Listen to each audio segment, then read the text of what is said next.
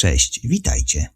Wypada mi skończyć opowieść o jednodniowej wycieczce, którą przesycała nostalgia.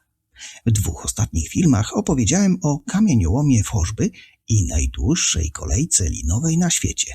Odwiedziliśmy również Hostę, czyli szwedzką wieś, w której czas się zatrzymał na latach 50. Jak już o czasie mówię, to pora, by uzupełnić naszą podróż o 2 ostatnie lokalizacje, więc bez zbędnego przedłużania zaczynamy.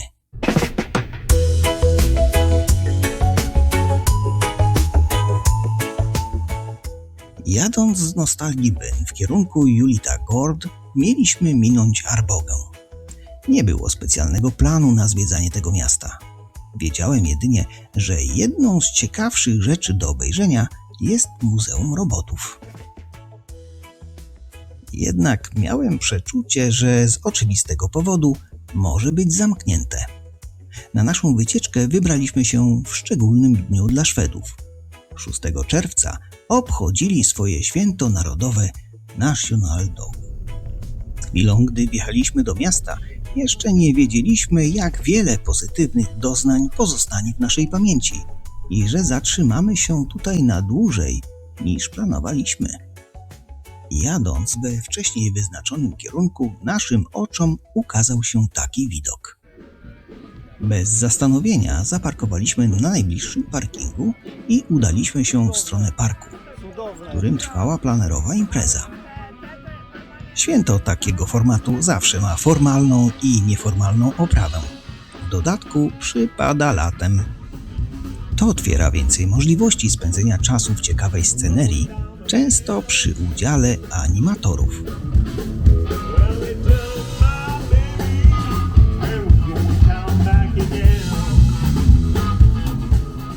By nie przegapić czegoś, co mogłoby w naszej ocenie być ciekawe, kierowaliśmy się odgłosami muzyki.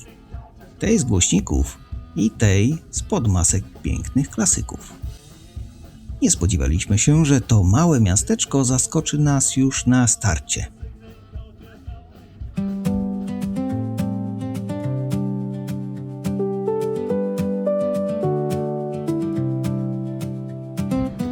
Imprezy plenerowe ściągają tu całe rodziny, oferując im różne aktywności. Straż pożarna promowała zawody strzeleckie po strażacku, równocześnie dając możliwość ciekawskim zajrzenia do wozów bojowych.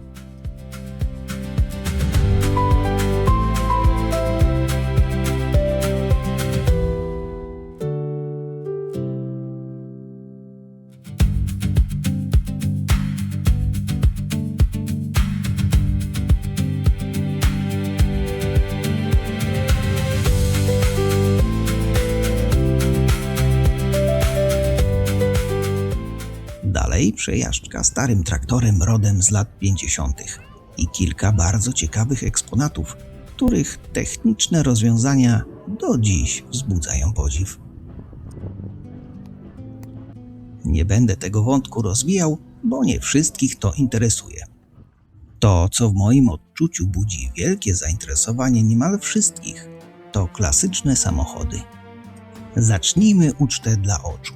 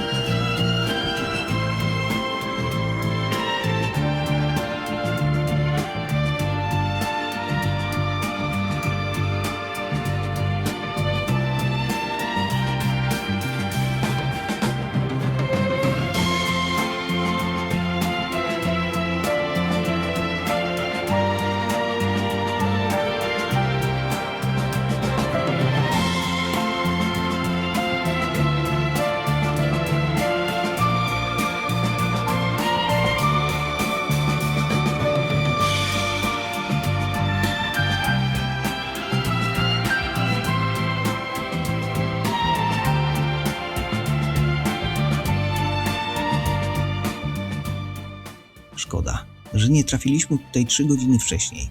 Podobno było tu o wiele więcej aut. Jak widać, Szwedzi kochają klasyki.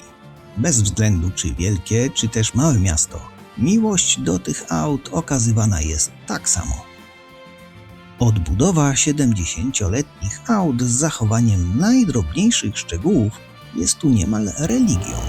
Religią, która szczególnie latem okazywana jest weekendowym wyjazdem do miasta i ceremonialnym przejazdem jego ulicami.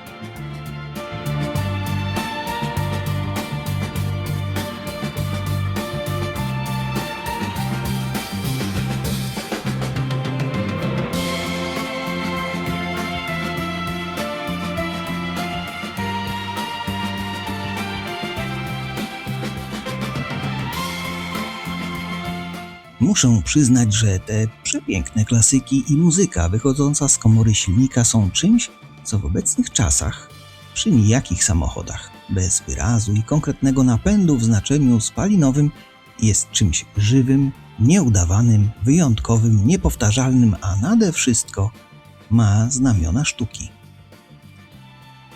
Tych samochodów nie projektowało AI, nie projektował nawet komputer. W projektach tych samochodów widać ludzką duszę. To dlatego są takie piękne. Wracając do plenerowej imprezy. Odpowiednia oprawa muzyczna nadawała klimatu temu świętu. Jeśli byłeś głodny, mogłeś spróbować dziczyzny w różnej postaci. Zapachy nęciły nie tylko dobrze bawiących się tu ludzi, ale i tego reksia. Dzieci również miały co robić w tym miejscu. Dla mniejszych dzieci takie atrakcje. Dla większych kierowano te projekty.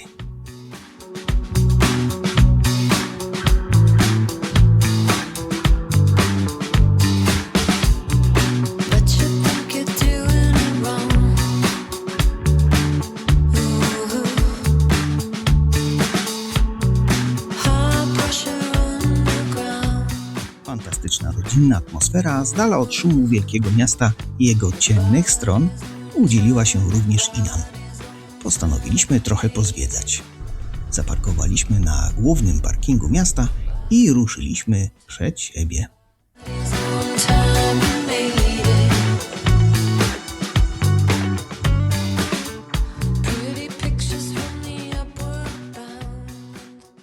Choć historia miasta jest równie ciekawa, co pokaz klasycznych samochodów, postanowiłem nie przynudzać i wspomnieć jedynie kilka kluczowych faktów związanych z tym miastem.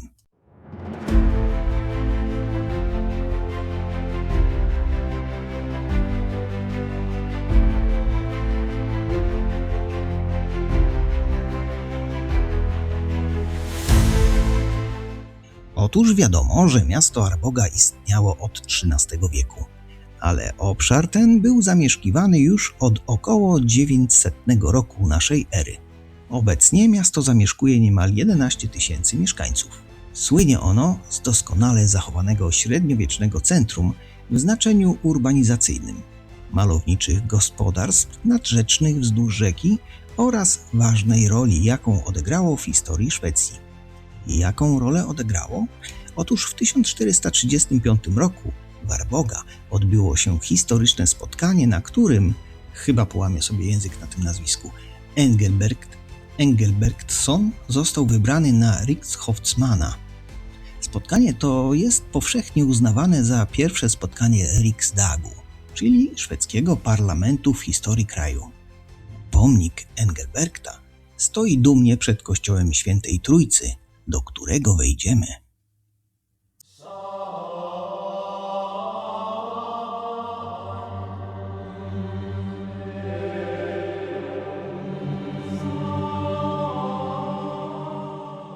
To średniowieczny kościół pierwotnie zbudowany przez Franciszkanów pod koniec XIII wieku. To właśnie ten zakon odegrał kluczową rolę w historii Arbogi. Franciszkanie osiedlili się w mieście w 1285 roku, a ich tutejszy klasztor pełnił funkcję głównego ośrodka zakonu w całej północnej Europie. Braciszkowie wnieśli ogromny wkład w rozwój gospodarczy i kulturalny miasta.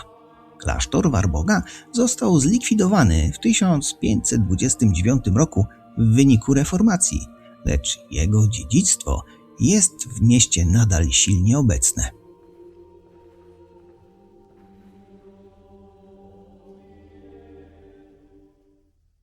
Wychodzimy na zewnątrz i trafiamy nad brzeg rzeki o tej samej nazwie co miasto.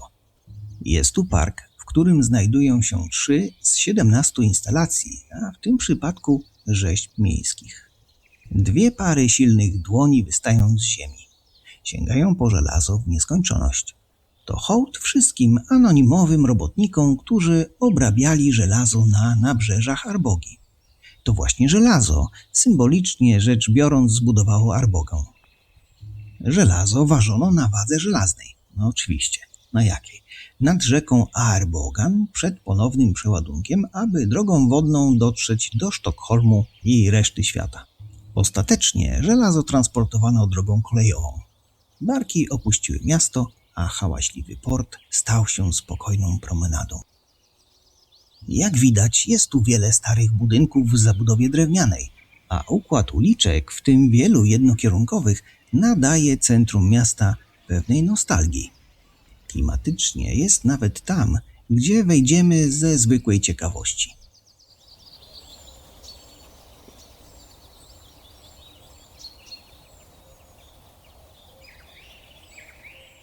Stary kamienny most to historyczny, XIV-wieczny most łukowy, położony w centrum miasta, rozciągający się nad rzeką. Przyznam, że jest on malowniczo wkomponowany w starą zabudowę.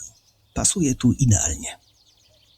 Ciekawostką jest fakt, że znajdują się tu również typowe aleje wodne, przy których mieszczanie mieli swoje hangary na łodzie i pomosty, gdzie można było czerpać wodę z rzeki. Aleje te prawdopodobnie przyczyniły się również do tego, że miasto nigdy nie zostało dotknięte żadnym poważnym pożarem. Ponadto na szczęście dla wizerunku miasta w latach 60. XX wieku, typowe dla tego okresu renowacje miejskie również miały ograniczony zakres. Dlatego kanał wodny i budynki wokół niego wyglądają na stare. Choć Arboga jest małym miasteczkiem, można tu spacerować przez kilka godzin, a spacer zakończyć na placu, gdzie nie ma ani jednego współczesnego domu, co jest naprawdę wyjątkowe.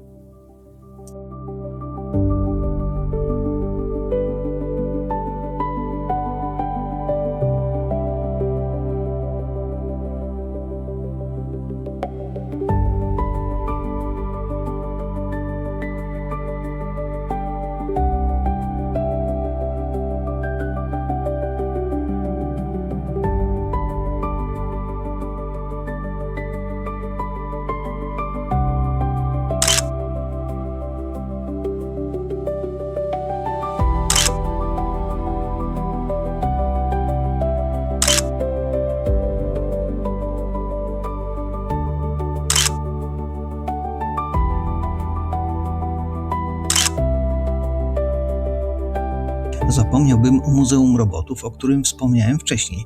Niestety, moje przeczucia się sprawdziły. Muzeum było zamknięte. Czas nieubłaganie mijał, a na nas czekał jeszcze Julita Gord, czyli wspomniany ogród z zamkiem. Mieliśmy do przejechania 50 km i nie byliśmy pewni, czy wpuszczą nas jeszcze do środka. Droga wymarzona, widoki cudowne, aż musieliśmy się zatrzymać i wypuścić drona.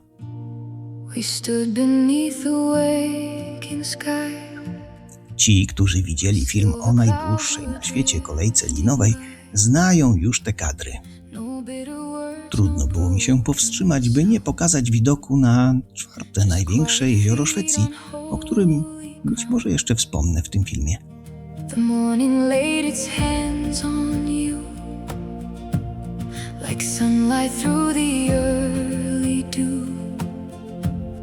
And every tear we did not hide was love still walking by our side.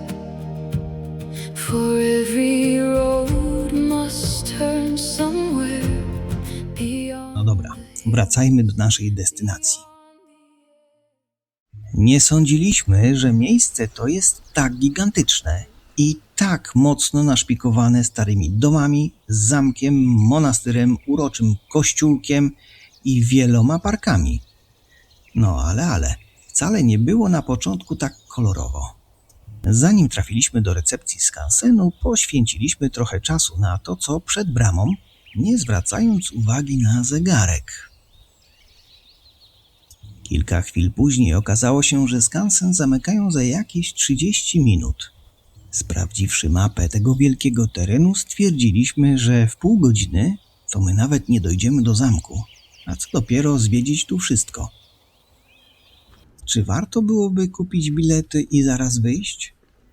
Z ekonomicznego punktu widzenia nielogiczne. Jednak przejechaliśmy całkiem sporo kilometrów, by zobaczyć to miejsce.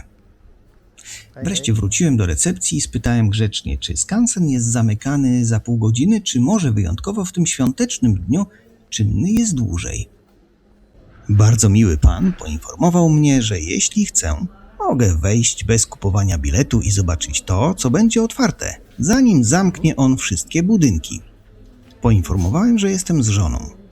Nie ma problemu, usłyszałem. Możecie wejść.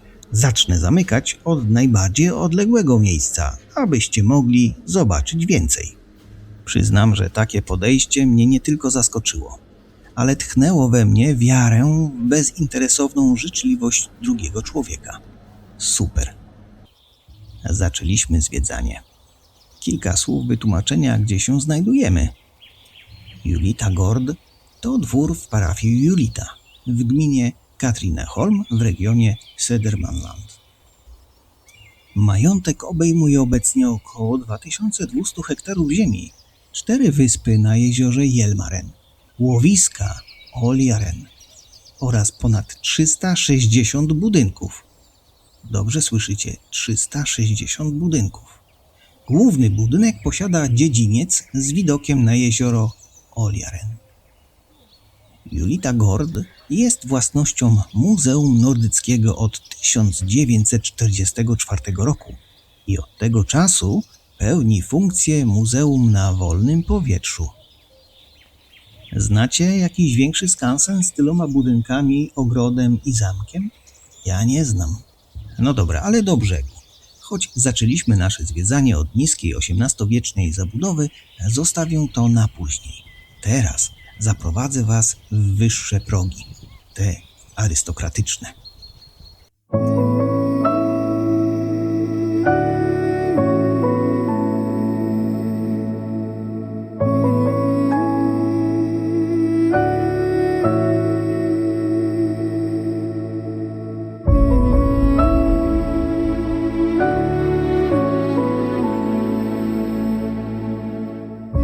Jak widać, do zamku nie wchodzimy, bo pan już zamknął. Jednak sam budynek i jego skrzydła robią i tak świetne wrażenie. Oczywiście park zamkowy i okoliczne budynki nadają temu miejscu odpowiedni staroświecki klimat. Ciekawostką jest fakt, że na terenie tego muzeum jest 5 parków. To jest stajnia i to nie byle jaka. Zwróćcie uwagę na zdobienia. Nieczęsto stajnie z przełomu XIX i XX wieku wyglądały właśnie tak.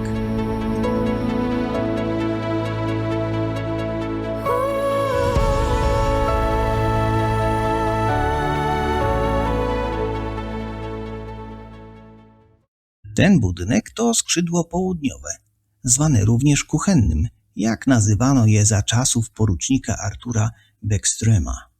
Jest jednym z najstarszych domów w okolicy. Było częścią rezydencji tych, którzy dbali o praktyczną stronę klasztoru cysterskiego, który istniał tu w średniowieczu. Istnieje wiele dowodów na to, że budynek pochodzi ze średniowiecza. W tym budynku mieści się kuchnia dworska, znana również jako miedziana. Tam kucharz przygotowywał jedzenie dla Artura Beckströma i jego gości. Porucznik Artur to ostatni prywatny właściciel posiadłości. Jak można się domyśleć, mieszkał w Stura-Huset, czyli w zamku. Budowę skrzydła północnego rozpoczęto około 1760 roku. W piwnicy znajdują się ślady wskazujące na to, że część budynku spoczywała na starszych fundamentach. W XIX wieku budynek nazwano skrzydłem rycerskim, co oznaczało, że często wykorzystywano go jako tymczasowe mieszkanie dla ubogich krewnych i przyjaciół na dłuższe okresy.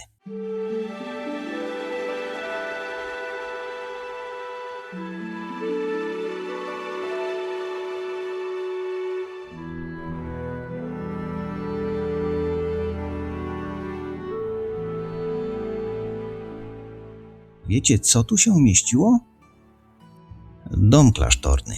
Jest jednym z najstarszych domów w gospodarstwie Julita. Parter prawdopodobnie pochodzi z XIII wieku. W tym czasie znajdował się tu klasztor cystersów, który funkcjonował aż do reformacji. A jak już o klasztorze mówimy, to udajmy się w miejsce, gdzie odmawiano modły. Nie uwierzycie, ale w Julita Gord jest inny skansen, stworzony przez Artura Beckströma. Jak to się zaczęło? Otóż pod koniec XIX wieku pojawił się ruch retrospektywny, którego celem było zachowanie dawnych zwyczajów i stylu chłopskiego. Ruch ten był reakcją na zanik dawnej kultury chłopskiej. Tak w skrócie, to Artura zainspirował sztokholmski skansen i postanowił zbudować własne muzeum na wolnym powietrzu – Julita Skans. Z biegiem lat kolekcja rozrosła się do 7,5 tysiąca obiektów. Beckström kolekcjonował meble i przedmioty ze wsi, często kupując je po niskich cenach na aukcjach w Sörmland. Dla niego ważniejsze było edukowanie społeczeństwa i wzbudzanie zaangażowania w kurczącą się rzeszę zwykłych ludzi, niż okazywanie autentyczności. Kazał przebudować wszystkie domki, które przeniósł do Julity, tak, aby były w całości utrzymane w stylu romantyczno-narodowym. I przyznam, że mu się to udało. Skansen został ukończony w 1930 roku i szybko stał się popularnym miejscem. 2 lata później do muzeum dołączył niewielki wiejski kościół parafialny. Kościół i muzeum zostały zbudowane wraz z dziedzińcem klasztornym ze studnią pośrodku.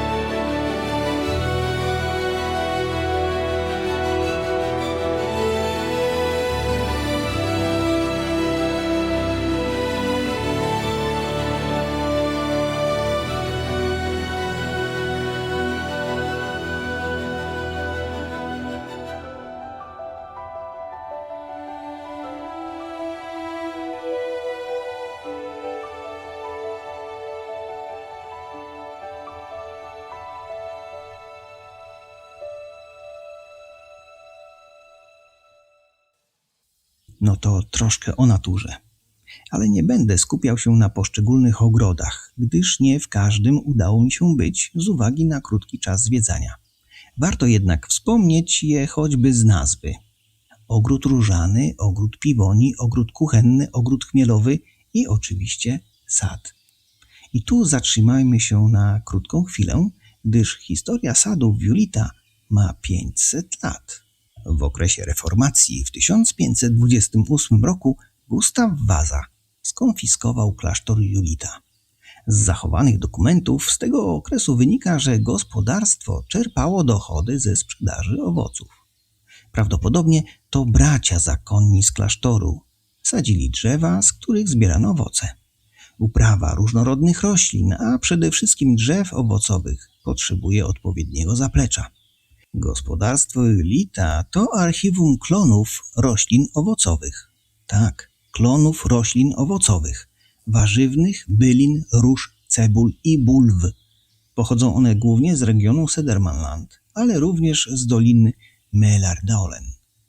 Uprawiają tu cenne, starsze odmiany, które zobowiązali się zachować dla przyszłych pokoleń. Chylę czoła za tą inicjatywę. Wszystko, co dobre, kiedyś się kończy. Moja podróż tego dnia okazała się strzałem w dziesiątkę.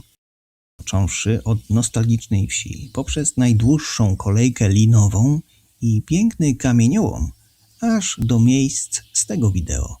Wszystko było unikalne i warte zobaczenia. Wachlarz doznań i doświadczeń z tej podróży pozostanie w mojej pamięci na długo. Z całą premedytacją rekomenduję wszystkie z tych miejsc. Warto tam pojechać. Należy jedynie pamiętać, by przed wyjazdem sprawdzić, czy wybrane miejsca są dostępne dla zwiedzających. W okresie letnim zwiedzanie większości turystycznych miejsc w Szwecji jest proste i bezproblemowe.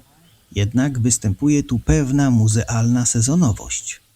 Warto sprawdzić dokładnie, w jakim okresie wybrana przez Was atrakcja jest dostępna. Z tego miejsca chciałem podziękować za wszystkie subskrypcje, lajki i komentarze.